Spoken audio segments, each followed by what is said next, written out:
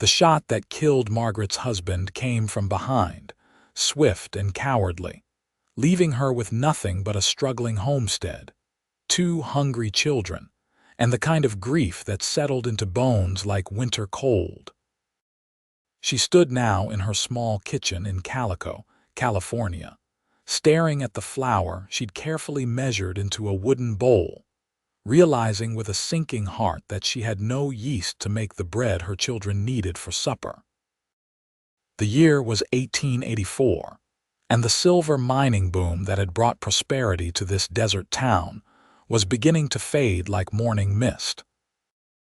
Margaret Lawson, 24 years old with honey-colored hair and hands that had grown rough from labor, wiped her brow with the back of her wrist and considered her options.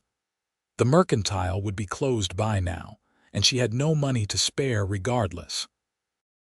Her husband Thomas had been dead 3 months, shot by claim jumpers who'd mistaken him for someone else, and every day since had been a battle against poverty and despair.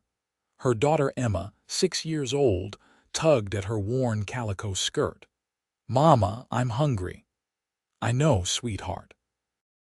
Just give me a moment to think." Margaret's voice was steady despite the panic rising in her chest. Her son Daniel, 4 years old, sat quietly at the rough-hewn table, too young to understand their predicament but old enough to sense his mother's worry. A knock at the door startled her. Visitors were rare these days.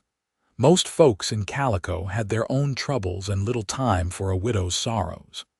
She smoothed her skirt and opened the door to find a tall cowboy standing on her porch, hat in his hands, the setting sun casting long shadows across his weathered face. "Madam," he said, his voice low and respectful. "Name's Vincent Masters. I worked with your husband at the Silver King mine before he passed. I heard you might be needing some help around the place." Margaret studied him carefully. Vincent Masters looked to be in his late 20s, with dark hair that curled slightly at his collar and blue eyes that held a kindness she hadn't seen in a long while. His clothes were dusty from the trail, but clean and well-maintained. A working man, she thought, not one of the drifters or gamblers that frequented the saloons on Main Street. "I appreciate the thought, Mr. Masters, but I have no money to pay for help." The words hurt her pride, but there was no use pretending otherwise. "Didn't ask for payment, madam. Tom was a good man. Saved my life once when a tunnel collapsed. Figure I owe it to him to look after his family now that he's gone." Vincent's gaze was direct but not intrusive. "Noticed your fence is falling down and your roof's got some loose shingles. Winter's coming and you'll want those things fixed." Margaret felt tears prick at her eyes but refused to let them fall. "That's very kind, Mr. Masters, but I couldn't impose. No imposition if I'm offering." He settled his hat back on his head. "I'll start on the fence tomorrow morning if that suits you." Before she could respond, Emma appeared at her side. "Mama needs yeast for the bread," the little girl announced with the straightforward honesty of childhood. "We don't have any supper." Margaret felt her cheeks burn with embarrassment, but Vincent simply nodded as though this was the most natural conversation in the world. "That's so." He glanced at Margaret, then back to Emma.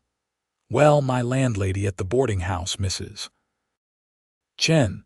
She makes the best sourdough starter in all of California. I bet she'd be willing to share some if I asked nicely."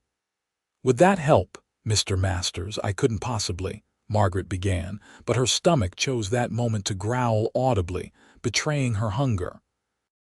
She'd been giving most of her food to the children, eating as little as she could manage. "Please, madam, it's just yeast. And maybe I could bring by some beef stew Mrs. Chen made today. She always makes too much, and I'd hate to see it go to waste." His expression was earnest without a trace of pity. "Let me help. For Tom's sake, if nothing else." Margaret looked down at her children's upturned faces, saw the hope in their eyes, and felt her resistance crumble. "All right," she said softly. "Thank you, Mr. Masters. That would be very kind." "Vincent, please. Mr. Masters was my father." He smiled then, and it transformed his entire face, making him look younger and less careworn. "I'll be back within the hour."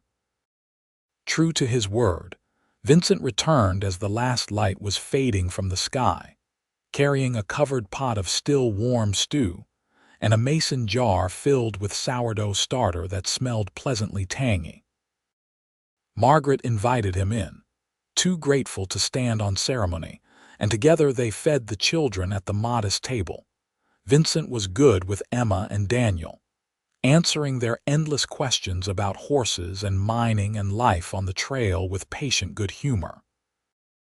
Margaret found herself relaxing in his presence, the constant tension she'd carried since Thomas's death easing slightly.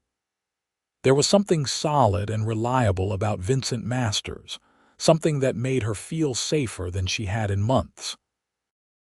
After the children were fed and tucked into their small bed in the corner of the cabin's single bedroom, Margaret and Vincent sat at the table with cups of weak coffee. The kerosene lamp cast a warm glow across the rough wooden walls, and for a moment, the little house felt almost cozy. "How are you managing, Mrs. Lawson?" Vincent asked quietly. Truly, Margaret considered lying, putting on the brave face she showed the world, but something in his eyes made her want to be honest. "Not well," she admitted. "The homestead takes more work than I can manage alone. The mine gave me a small death benefit, but that's nearly gone. I've been taking in washing, but there's not enough work in town to make ends meet. I don't know what I'll do come winter." Vincent nodded slowly, turning his coffee cup in his hands. "I've been saving my wages, planning to start my own ranch someday. Got a piece of land picked out near the base of the Calico Mountains, good water and grass. But a spread like that needs more than one person to work it properly." "That sounds like a fine dream," Margaret said, wondering where he was going with this. "Thing is, I could use a partner. Someone who knows how to run a household, someone good with accounts and managing supplies. And I reckon your children could use a father figure, someone to teach young Daniel how to rope and ride, someone to make sure Emma grows up safe and provided for." Margaret's heart began to pound. Was he suggesting what she thought he was suggesting? "Mr. Masters, I don't understand." "Vincent," he corrected gently. "And I think you do understand, madam. I'm saying I'd like to court you proper, with the intention of marriage if we suit each other. I know it's soon after your loss, and I don't mean any disrespect to Tom's memory. But out here, practicality has to come before sentiment sometimes. You need help, and I could use a family." Margaret stared at him, her mind racing. She'd loved Thomas, truly she had, but theirs had been a marriage born of necessity as much as affection. He'd been a good man, a decent husband, but he'd also been prone to taking risks, and those risks had left her in this desperate situation. Vincent was offering her security, stability, and a chance at a real future for her children. "I won't lie to you and say I'm in love," Vincent continued, his blue eyes steady on hers. "But I hold you in high regard, and I believe that respect and partnership can grow into something deeper, given time. I'd treat you well, and I'd be a good father to your children. You have my word on that." "Why me?" Margaret asked. "There are plenty of unmarried women in Calico who jump at the chance to marry a man with property and prospects." Vincent was quiet for a moment, seeming to choose his words carefully. "Because you're a survivor, Mrs. Lawson. I've watched you these past months, seen how you've held your family together despite everything. You're strong and capable, and those are qualities I admire. I don't want some delicate flower who'll wilt at the first sign of hardship. I want a partner, someone who can stand beside me and build something lasting." Margaret felt something shift in her chest, a cautious hope beginning to bloom. "I'd need time," she said slowly. "Time to grieve properly, time to get to know you, time to be sure this is right for the children." "Of course," Vincent agreed immediately. I'm not asking you to decide tonight. Let me court you proper. Let me fix up this place and help with the heavy work. Let's see if we suit each other. If after a few months you decide this isn't what you want, I'll respect that and walk away. No harm, no foul. And if I decide I do want this, Margaret asked, her voice barely above a whisper. Vincent smiled that transformative smile again. Then we'll get married and start building our ranch, together. They shook hands on it, and Margaret was surprised by how right it felt. His calloused palm against hers, warm and solid and real. True to his word, Vincent appeared at dawn the next morning with tools and lumber, ready to repair the sagging fence around her small property. Margaret watched from the window as she mixed the sourdough starter into her bread dough, kneading it with strong, practiced motions. Emma and Daniel pressed their noses to the glass, fascinated by the tall cowboy working in their yard. Over the following weeks, Vincent became a fixture at the Lawson homestead. He fixed the fence, patched the roof, reinforced the chicken coop, and built a new door for the barn. He brought supplies when he could, never making a fuss about it, always claiming misses. Chen had sent extra or that he'd gotten a good deal at the mercantile. Margaret suspected he was spending his own wages on her family, but she was too grateful to protest too strongly. In the evenings, after the work was done, Vincent would stay for supper, and they'd talk while the children played. Margaret learned that he'd grown up in Texas, the youngest son of a ranch foreman, and had come west seeking his fortune in the mines. He was educated beyond what she'd expected, his mother having been a schoolteacher who'd insisted all her children learn to read and write properly. He loved horses, could quote Shakespeare, and had a dry sense of humor that made her laugh despite herself. "Tell me about Tom," Vincent said one evening as they sat on the porch, watching the sunset paint the desert sky in shades of orange and pink. "I want to know about him, about your life together." Margaret appreciated that he asked, that he didn't pretend her late husband had never existed. "We met in Missouri," she said, her voice soft with memory. "I was 18, he was 21. He was handsome and charming and full of dreams about striking it rich out west. My parents didn't approve, thought he was too much of a dreamer, but I was young and foolish and convinced that love was enough." "Was it?" Vincent asked. "Enough, I mean, for a while," Margaret said honestly. "We were happy in the beginning. But life out here is harder than Tom anticipated. The mining was back-breaking work, and he never found the big strike he was hoping for. He started taking risks, working dangerous claims, listening to men who promised easy money. I begged him to be more careful, to think of the children, but he always said he was doing it for us, so we could have a better life. And then," Vincent prompted gently, "then one day he didn't come home." Margaret's voice broke slightly. "They said it was quick, that he didn't suffer. The men who shot him were caught and hanged, but that didn't bring him back. It didn't put food on the table or keep the roof from leaking." Vincent reached over and took her hand, a simple gesture of comfort. "I'm sorry you went through that. But you've done a remarkable job keeping things together. Emma and Daniel are good kids, well-mannered and happy despite their circumstances. That's a testament to you." Margaret felt tears slip down her cheeks. "Some days I don't think I can do it anymore. Some days I'm so tired I just want to lie down and never get up." "But you do get up," Vincent said firmly. "Every single day you get up and you fight for your children. That takes courage, Margaret, real courage, the kind that matters." It was the first time he'd used her given name, and hearing it from his lips sent a small thrill through her. She squeezed his hand, grateful for his presence, for his steady strength. As autumn progressed and the days grew shorter, Margaret found herself thinking about Vincent more and more. She noticed the way his eyes crinkled when he smiled at something Emma said. The patience with which he taught Daniel to whittle. The careful way he always asked her opinion before making any changes to her property. He was respectful and kind, never presuming on their arrangement, always leaving before full dark to maintain her reputation. The people of Calico had noticed Vincent's attentions, of course. Small towns rarely missed anything, especially when it came to widows and eligible men.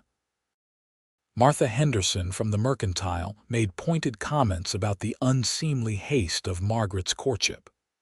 Reverend Paul stopped by to inquire about her spiritual welfare and remind her of the proper mourning period.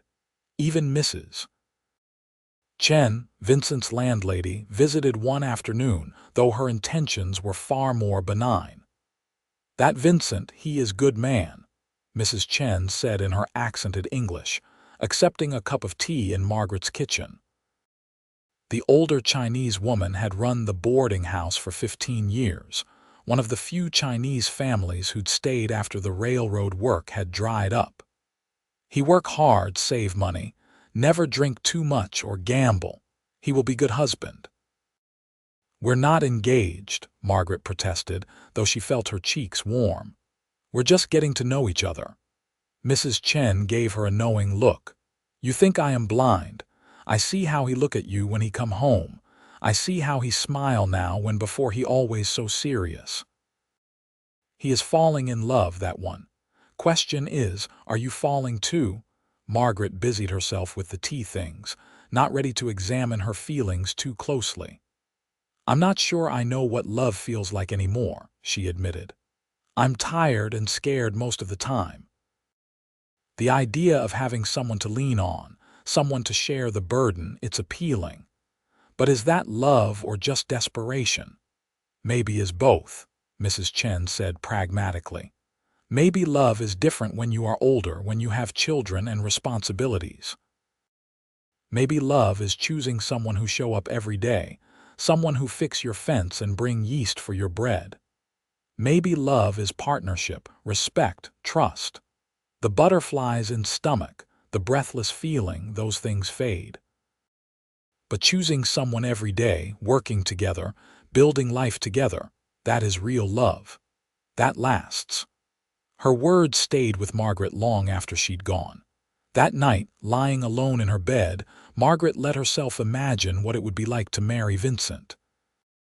To share this bed with him, to wake up beside him every morning, to build a life together on that ranch he dreamed of. The thought didn't frighten her as much as she'd expected.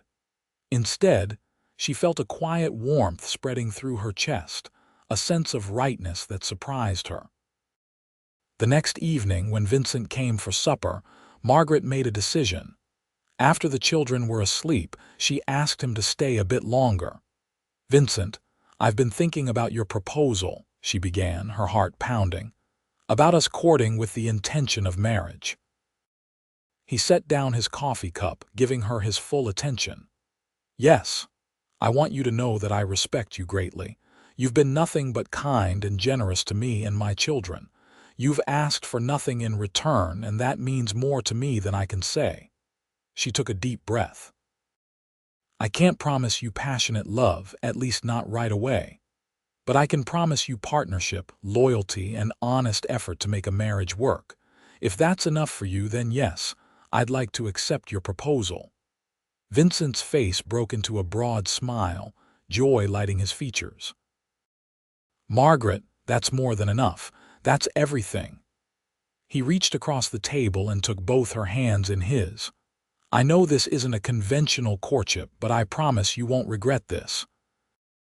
I'll spend every day trying to make you happy, trying to be the husband you deserve and the father your children need."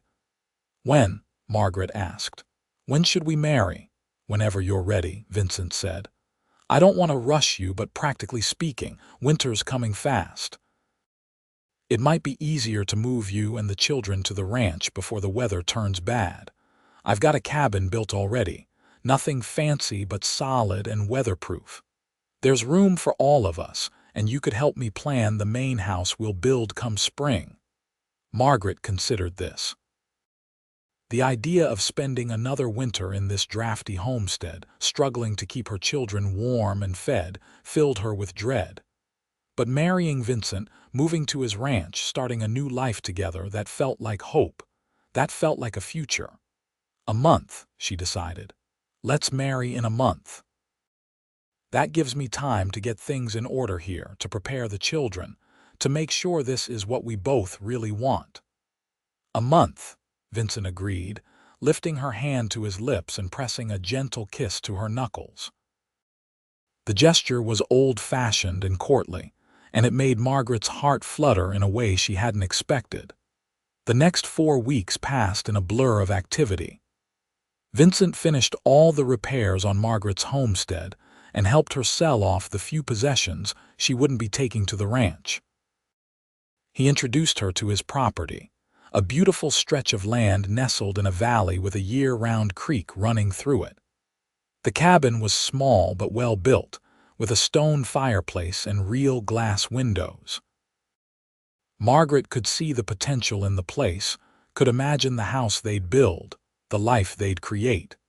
Emma and Daniel took to Vincent like ducks to water. He was patient with their endless questions, playful when work allowed, and firm but fair when they needed discipline. Margaret watched him swing Emma around until she shrieked with laughter, watched him help Daniel stack rocks to build an imaginary fort, and felt her heart soften toward this quiet, steady man who'd walked into her life when she needed him most. The wedding was a simple affair held at the small church in Calico. Margaret wore her best dress, a deep blue cotton she'd carefully mended and pressed. Vincent wore a new suit he'd purchased special for the occasion, his dark hair slicked back, his blue eyes warm as he watched her walk down the short aisle. Emma served as flower girl, scattering wildflowers she'd picked that morning, while Daniel stood importantly beside Vincent, holding the simple gold bands they'd exchange. Mrs. Chen was there, beaming with approval. A few of Tom's friends from the mine attended, showing their support despite the quick turnaround from death to remarriage. Martha Henderson from the mercantile was conspicuously absent, but Margaret found she didn't care. This was her life, her choice, her chance at happiness. "Do you, Margaret Louise, take this man to be your lawfully wedded husband?" Reverend Paul asked. Margaret looked into Vincent's eyes and saw her future there, saw partnership and respect and the promise of something deeper. "I do," she said clearly. "Do you, Vincent Theodore, take this woman to be your lawfully wedded wife?" "I do," Vincent said firmly, his voice steady and sure. "Then by the power vested in me, I now pronounce you husband and wife. You may kiss your bride." Vincent leaned in slowly, giving Margaret time to pull away if she wanted, but she didn't.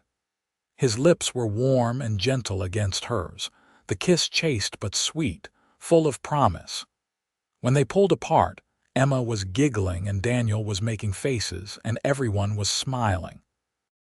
They moved to the ranch that very afternoon, loading Margaret's few possessions into Vincent's sturdy wagon. As they drove away from Calico, away from the homestead where she'd struggled and suffered, Margaret felt a weight lift from her shoulders. This was a new beginning, a fresh start, and for the first time in months she felt genuine hope for the future. The first weeks of marriage were an adjustment. Margaret and Vincent navigated the awkwardness of sharing space, of learning each other's habits and rhythms. Vincent rose before dawn to tend the horses and check the fencing. Margaret managed the household, cooking meals, washing clothes, teaching the children their letters and numbers. In the evenings, they'd sit by the fire, Vincent reading aloud while Margaret mended or knitted, the children playing quietly nearby. The sleeping arrangements were handled with delicate propriety. Vincent had built a small addition to the cabin before the wedding, a separate room for the children, which gave Emma and Daniel their own space. Margaret and Vincent shared the main bedroom, but Vincent was respectful to a fault, keeping to his side of the bed, never pressing for more than Margaret was ready to give. "You don't have to treat me like I'm made of glass," Margaret said one night, about 2 weeks into their marriage. They were lying in the darkness, carefully not touching, and the awkwardness was becoming unbearable. "I'm your wife, Vincent. I understand what that means." "I know," Vincent said quietly, "but I also know you married me out of necessity, not love. I don't want to force anything on you that you're not ready for. When you want more, you let me know. Until then, I'm content to wait." His words touched something deep in Margaret's heart. Thomas had never been so considerate, had never asked what she wanted or needed. Vincent's patience, his respect for her autonomy, made her feel valued in a way she'd never experienced before. She rolled over to face him in the darkness, reaching out to find his hand. "Thank you," she whispered, "for being kind, for being patient, for being you." Vincent squeezed her hand gently. "Nothing to thank me for. I meant my vows, Margaret. For better or worse, in good times and bad, I'm here for all of it." As autumn turned to winter, Margaret found herself falling into an easy rhythm with Vincent. They worked together to prepare the ranch for the cold months ahead, stacking firewood, preserving food, making sure the barn was secure and the animals would stay warm. Vincent taught her to ride properly, something Thomas had never bothered with, and she discovered she had a natural seat and a way with horses. Daniel followed Vincent everywhere, a small shadow learning to be a man. Vincent taught him to care for the horses, to mend tack, to identify animal tracks in the snow. He was patient with the boy's mistakes, encouraging with his successes, and Margaret watched their bond deepen with a mixture of happiness and bittersweet sadness. This is what Daniel should have had with his own father, she thought, but she was grateful he had it now with Vincent. Emma helped Margaret in the house, learning to cook and clean and manage a household. But Vincent made sure she had time for play too, building her a small sled and pulling her across the snowy fields, teaching her to whistle and make shadow puppets on the wall. He treated her like she was precious, something to be protected and cherished, and Emma bloomed under his attention. One evening in December, a blizzard blew in hard and fast, trapping them all inside for 3 days. The wind howled around the cabin, piling snow against the walls, but inside it was warm and cozy. Vincent played endless games with the children, told them stories about his childhood in Texas, and helped Margaret bake bread and cookies. At night, after the children were asleep, he and Margaret would sit close together by the fire, talking quietly. "You miss him?" Vincent asked one night, his arm around her shoulders, Margaret's head resting comfortably against his chest. "Tom, I mean." Margaret considered the question honestly. "I miss the idea of him," she said slowly. "I miss what I thought our life would be, but the actual man, I'm not sure." Tom was always chasing the next big thing, never satisfied with what he had. It made him exciting at first, but exhausting after a while. I never felt like I was enough for him, like our family was enough. He was always looking for something more. "You're more than enough," Vincent said quietly. "You and the children, this life we're building, it's everything I ever wanted. I don't need gold or glory or grand adventures. I just need this." Margaret tilted her head to look up at him, studying his face in the firelight. He meant it, she could tell. Vincent wasn't a man who said things he didn't mean. "I think I'm falling in love with you," she whispered, surprising herself with the admission. Vincent's eyes widened, then softened. "Yeah." His voice was rough with emotion. "Yeah," Margaret confirmed, a smile tugging at her lips. "Is that all right with you?" "All right," Vincent laughed, the sound full of joy. "Margaret, I've been in love with you since the day I brought you that yeast. I just didn't want to say it and scare you off." "The yeast did it, huh?" Margaret teased, warmth flooding through her chest. The yeast and the way you looked at me when I offered to help. Like you wanted to believe life could be good again but were afraid to hope. I wanted to be the one to make you hope again, to make you smile, to make you happy." Vincent cupped her face in his hands, his thumbs stroking her cheeks. "Can I kiss you? Really kiss you, like a man kisses the woman he loves? Please," Margaret breathed, and then his lips were on hers, warm and insistent, and she was kissing him back with all the pent-up emotion she'd been holding inside. This wasn't the chaste peck they'd shared at their wedding. This was real and passionate and full of promise. When they finally broke apart, both breathing hard, Margaret felt transformed. The careful walls she'd built around her heart had crumbled, and in their place was something bright and new and absolutely terrifying. But Vincent was smiling at her like she'd hung the moon, and she couldn't help but smile back. That night, their marriage became real in every sense. Vincent was gentle and patient, taking his time, making sure Margaret felt cherished and desired. Afterward, lying tangled together in the darkness, Margaret felt more at peace than she had in years. This was right. This was where she belonged. Winter deepened, and with it, Margaret's love for Vincent grew. She loved the way he sang to the horses while he worked, his voice a pleasant baritone. She loved how he always made sure she had the last piece of bacon, claiming he'd had enough. She loved his calloused hands and the way he listened when she talked, really listened like her words mattered.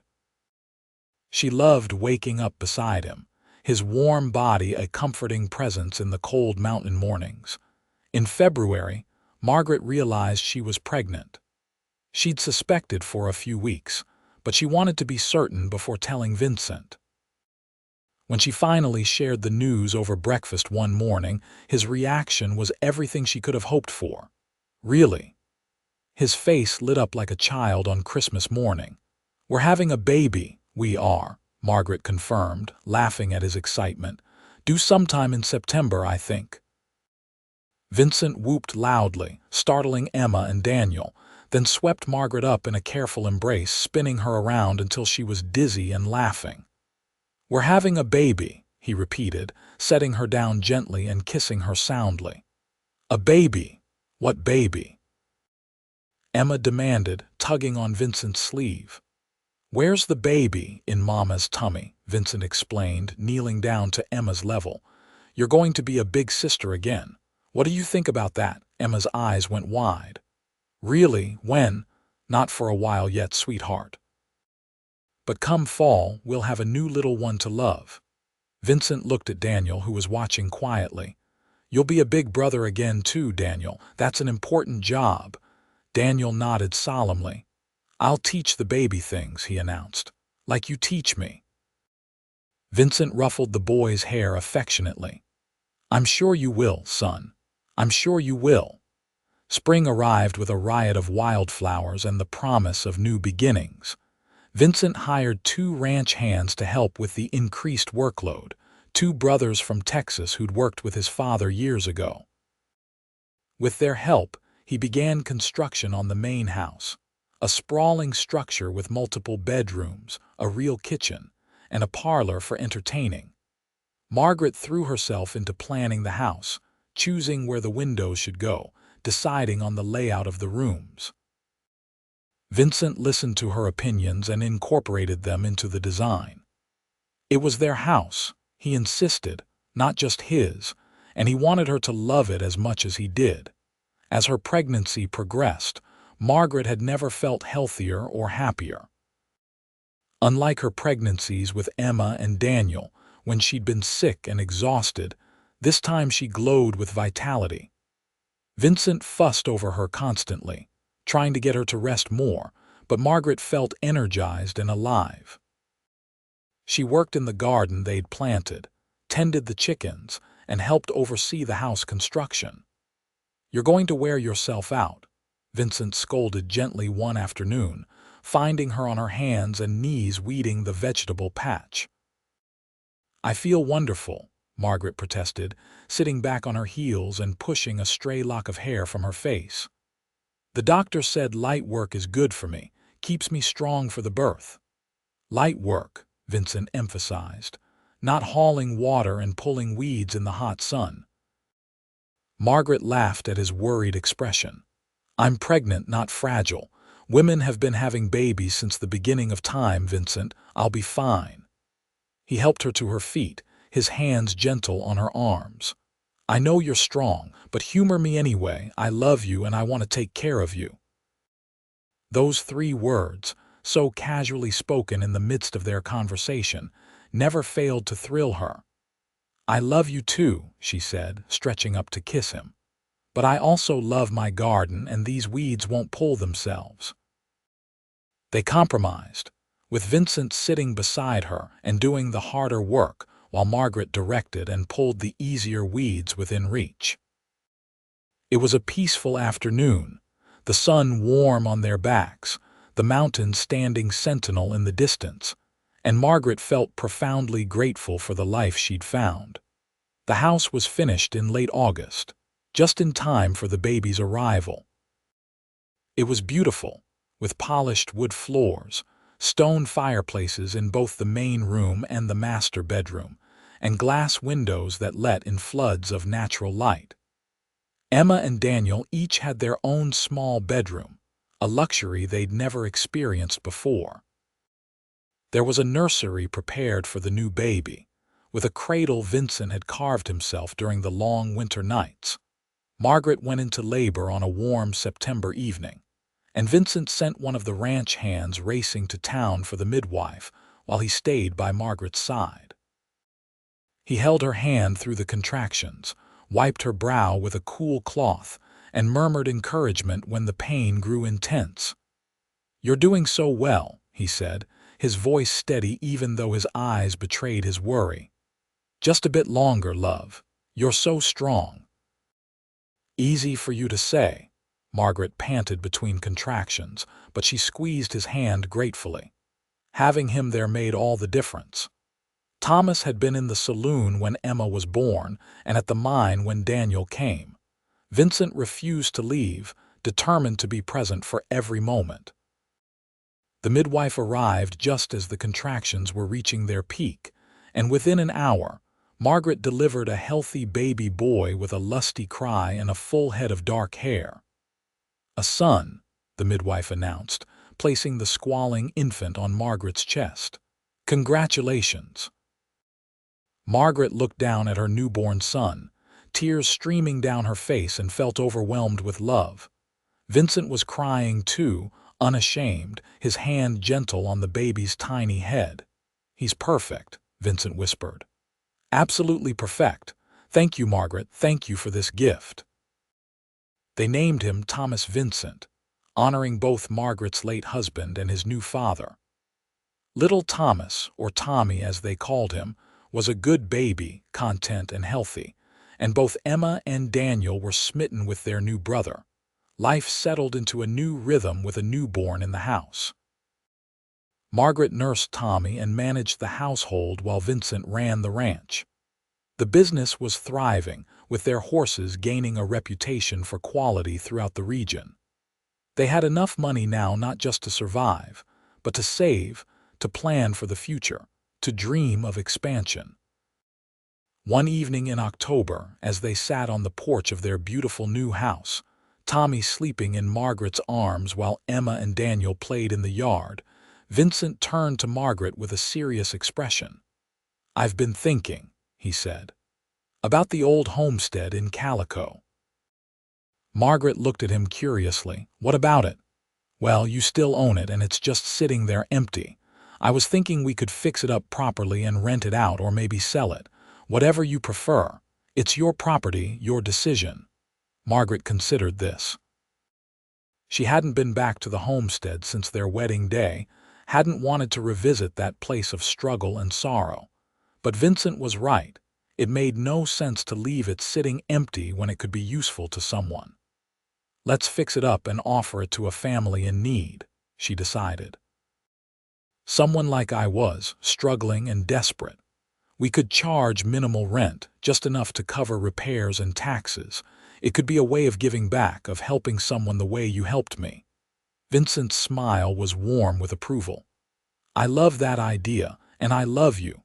Have I mentioned that today?" "Once or twice," Margaret teased, leaning over to kiss him, careful not to jostle the sleeping baby. "But I never get tired of hearing it. Good, because I plan to say it every day for the rest of our lives." The years that followed were full and happy. The ranch continued to prosper, growing into one of the most successful in the region. Vincent's reputation as a horseman spread, and they had buyers coming from as far as San Francisco to purchase their stock. They hired more ranch hands, built additional barns and corrals, and planted orchards and expanded gardens. Emma grew into a lovely young woman, smart and capable, with her mother's determination and Vincent's quiet strength. She had suitors by the time she was 17, but she was in no hurry to marry, wanting first to attend the new teachers' college that had opened in Los Angeles. Vincent and Margaret supported her ambitions, proud of their daughter's intelligence and drive. Daniel became a skilled horseman and rancher, working alongside Vincent with the easy competence of someone who'd been born to the life. He was 18 now, strong and capable, already talking about starting his own horse breeding program. Vincent treated him exactly like his own son, with love and respect and high expectations, and Daniel blossomed under his stepfather's guidance. Tommy grew into a bright, energetic boy with his father's blue eyes and his mother's honey-colored hair. He was 6 years old now, starting his lessons with Emma as his teacher, learning to read and write and cipher. He followed Vincent everywhere when he wasn't studying, and Vincent doted on him shamelessly. Margaret gave birth to 2 more children, daughters they named Rose and Lily, born 2 years apart. The house that had seemed so spacious when it was first built now rang with the sounds of a large, boisterous family. Vincent had to add another wing to accommodate everyone, but he did so cheerfully, happy to have a full house. The old homestead in Calico had indeed been rented to a struggling family, a young couple with a new baby who reminded Margaret painfully of herself all those years ago. She and Vincent checked on them regularly, making sure they had what they needed, offering help and advice. Eventually, when the young husband found steady work at the mine, they were able to buy the property outright, and Margaret signed over the deed with a light heart, glad to see the little house finally bring someone happiness. On their 10-year anniversary, Vincent surprised Margaret with a trip to San Francisco. They left the children in Emma's capable care and took the train to the city, staying in a fine hotel and dining in elegant restaurants. Vincent bought Margaret a beautiful sapphire necklace that matched her eyes, and she felt like a queen wearing it. "Can you believe it's been 10 years?"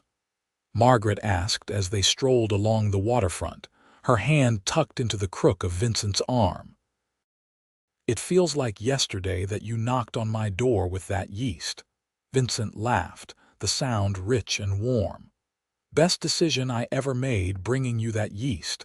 Got me a wife, a family, and a life better than anything I could have imagined." "I was so stubborn," Margaret remembered. "So determined not to accept charity, so proud despite having nothing. You must have thought I was ridiculous." "I thought you were magnificent," Vincent corrected, stopping to face her, his hands on her shoulders. "I thought you were the strongest, most beautiful woman I'd ever seen, and I was determined to make you mine. The yeast was just an excuse to talk to you." Margaret felt tears prick her eyes, happy tears this time. "I love you, Vincent Masters. I love the life we've built, the family we've created, the man you are. Thank you for not giving up on me." "Never," Vincent promised, kissing her softly. "Not in this life or the next. You're stuck with me, Mrs. Masters." "Good," Margaret said firmly, "because I'm never letting you go." They returned to the ranch refreshed and reconnected, ready to dive back into the beautiful chaos of their large family. Emma left for teachers' college the following year, writing long letters home about her studies and the exciting opportunities available to educated women. Daniel took over more of the ranch operations, proving himself a capable manager with a good eye for horses. Tommy started helping with the younger girls, reading them stories and playing endless games of pretend. When Margaret turned 40, Vincent threw her a surprise party, inviting everyone from miles around. The house was packed with friends and neighbors, and Margaret was overwhelmed by the outpouring of love and respect. She'd come so far from that desperate widow struggling to feed her children. Now she was a pillar of the community, known for her generosity and kindness, respected for her business acumen and strong family values. "Speech," someone called, and soon everyone was chanting for Margaret to say something. She stood nervously, not used to being the center of attention, but Vincent's encouraging smile gave her courage. "Thank you all for coming," she began, her voice growing stronger. 20 years ago, I came to California a bride full of dreams. 16 years ago, I was widowed, alone, and terrified I wouldn't survive. And then a cowboy knocked on my door with yeast for my bread, and everything changed." Everyone laughed, and Margaret smiled at Vincent, who was watching her with obvious pride and love. Vincent rose to my every need when I had nothing to offer him but 2 hungry children and a failing homestead. He gave me security, partnership, and eventually love. He's been father to my children, partner in our business, and the love of my life.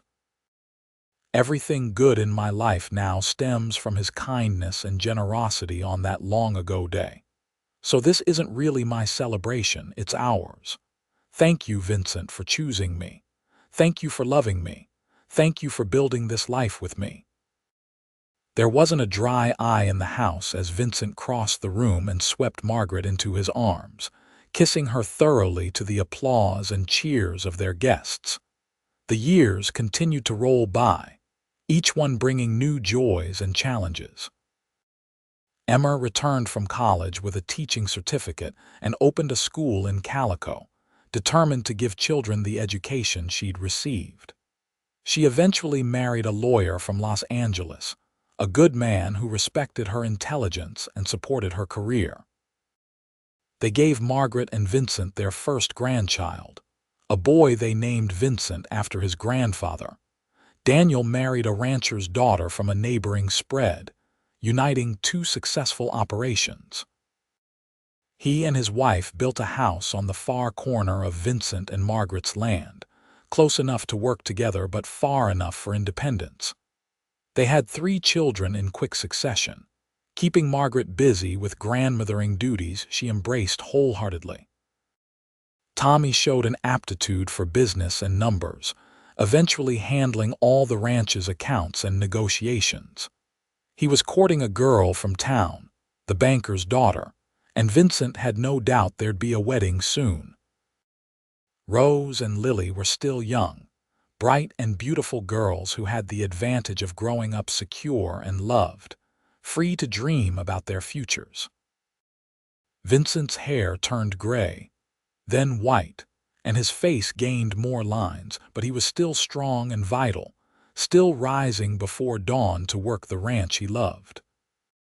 Margaret's honey-colored hair developed silver threads, and her hands grew more lined, but she was still beautiful to Vincent, still the woman he'd fallen in love with over yeast and bread dough.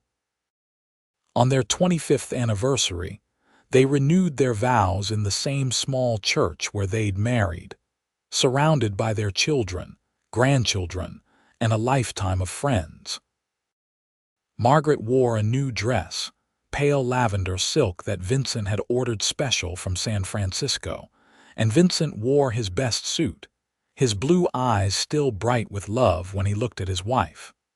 "Do you, Margaret Louise, reaffirm your vows to Vincent Theodore?"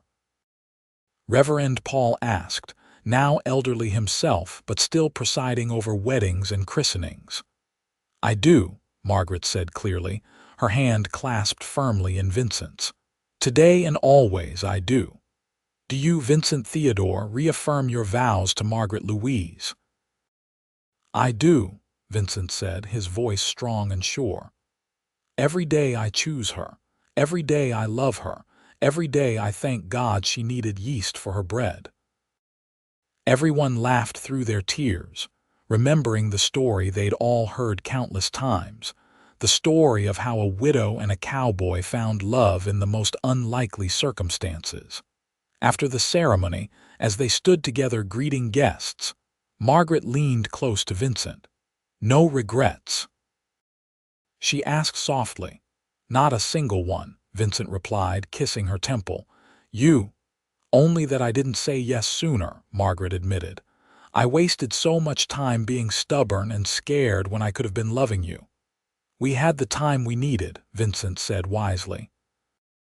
"And look what we built with it. A family, a legacy, a love that will outlast us both." He was right, Margaret thought, looking around at their children and grandchildren, at the beautiful home they'd created, at the successful ranch that would provide for generations to come. They'd built something lasting and meaningful, something that started with a simple act of kindness and grew into a love story for the ages.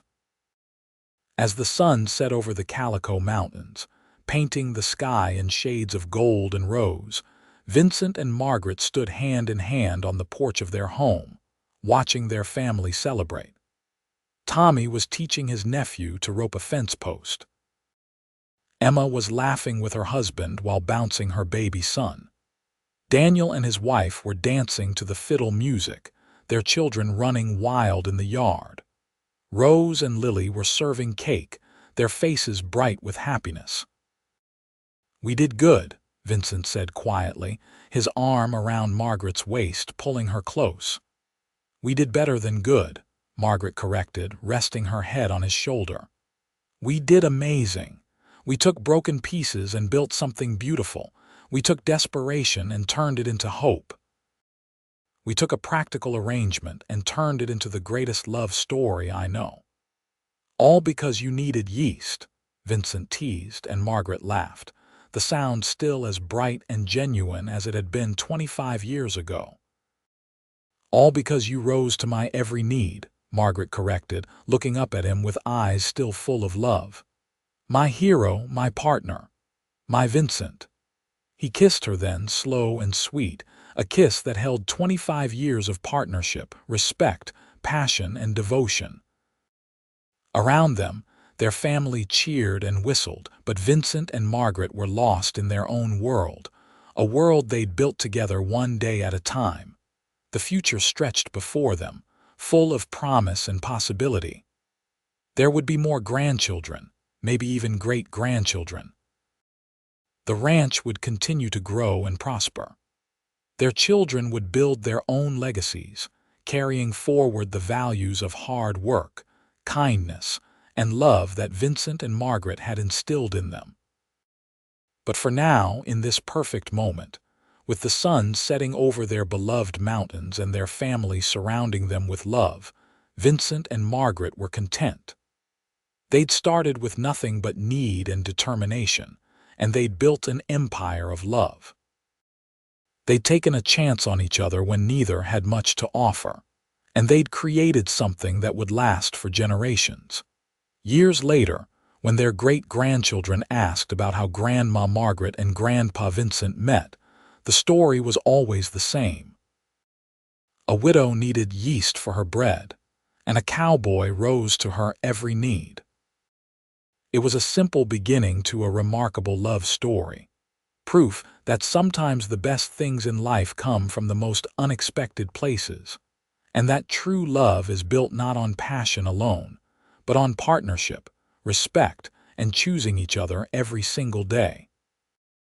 Vincent and Margaret lived long, healthy lives, blessed with children, grandchildren, and eventually great-grandchildren.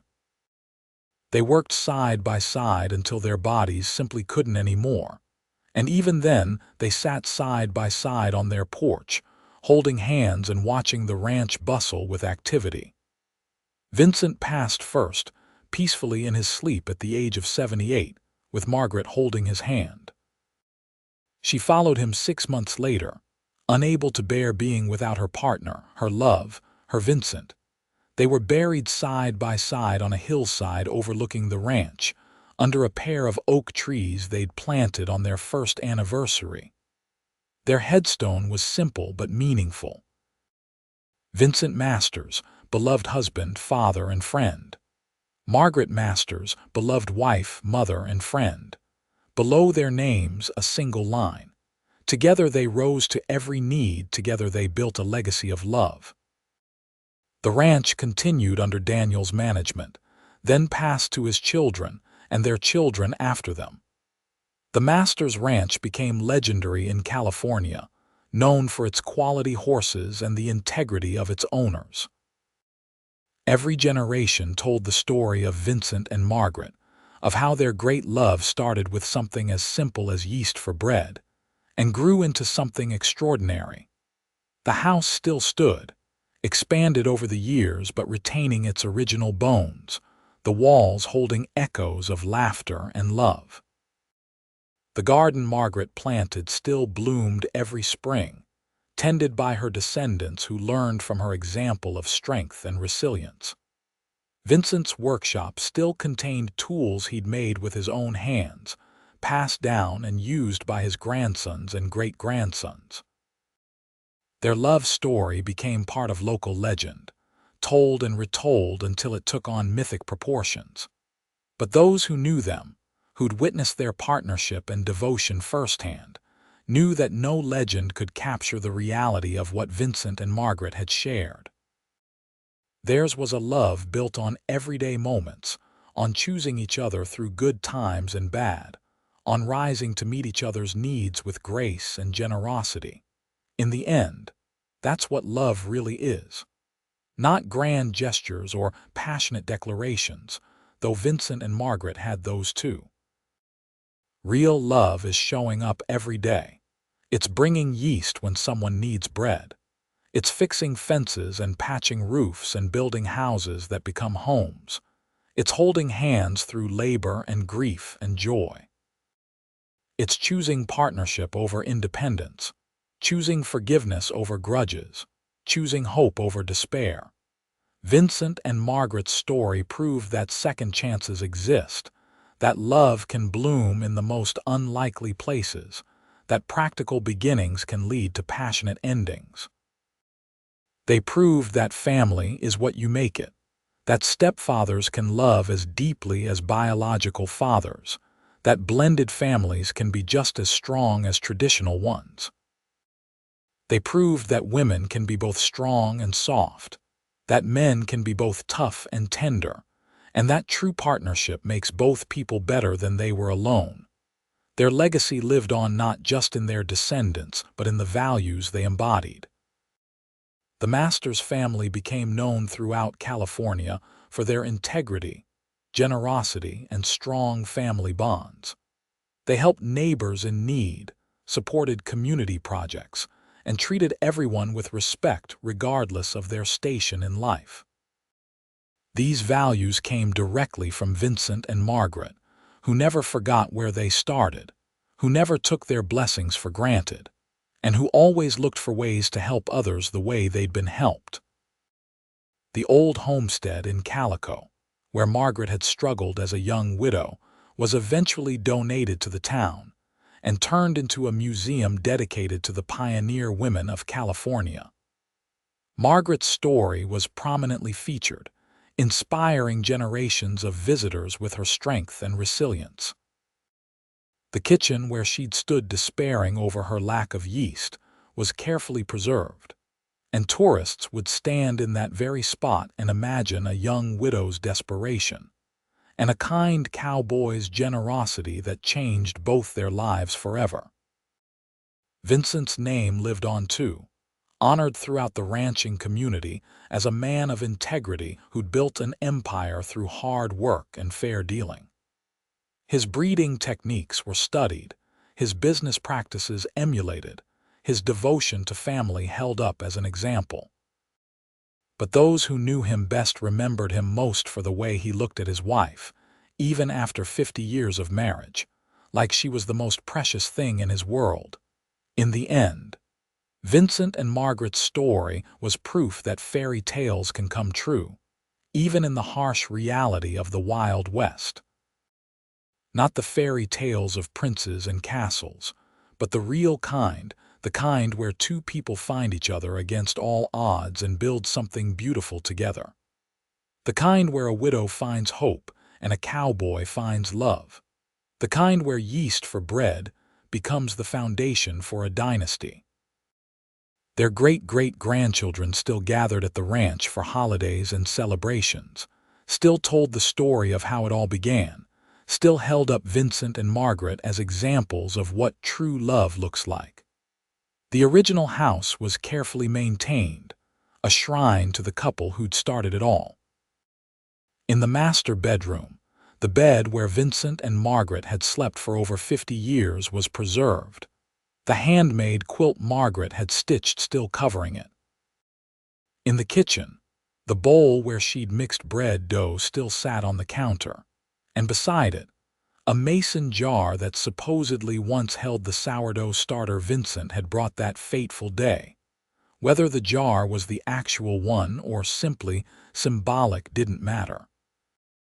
What mattered was what it represented: hope, kindness, second chances, the power of one person seeing another's need and rising to meet it, the transformative nature of love built on respect and partnership.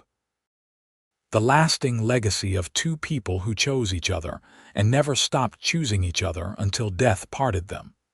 And so the story of Vincent and Margaret lived on, told and retold, embellished and romanticized, but always true in its essence. A widow needed yeast for her bread, and a cowboy rose to her every need. From that simple beginning grew a love that shaped a family, built an empire, and proved that even in the hardest times, in the harshest places, love can not only survive but thrive, becoming something stronger and more beautiful than either person could have created alone. Their story was complete, their ending happy, their legacy secure. Vincent and Margaret had found each other when both needed it most, had built a life beyond their wildest dreams, and had loved each other with a devotion that inspired everyone who knew them. They'd risen to meet each other's needs every single day of their lives together, and in doing so, they'd created something eternal. In the cemetery on the hill, their graves were never without fresh flowers, placed there by descendants who owed their very existence to that long-ago day when a cowboy brought yeast to a desperate widow. The oak trees they'd planted had grown tall and strong, their branches intertwining overhead, providing shade and shelter just as Vincent and Margaret had provided for their family. It was a fitting metaphor for their love, two separate beings growing together, their roots intertwined, their branches reaching toward the sky as one. And if sometimes on quiet evenings, ranch hands claimed to see two figures walking hand in hand through the fields at sunset, or hear laughter coming from the old house when it was empty, well, no one was surprised. Love like Vincent and Margaret's didn't end with death. It lived on in every stone of the ranch they'd built, every horse that bore their brand, every child who carried their genes and their values. It lived on in the story told to each new generation, the story of how love can bloom in the most unlikely places and grow into something that lasts forever. The widow had needed yeast for her bread, and the cowboy had risen to her every need. In doing so, they'd created something far more substantial than bread. They'd created a legacy of love, a dynasty of devotion, and a story that would be told as long as there were people to tell it. And that, in the end, was the greatest gift of all.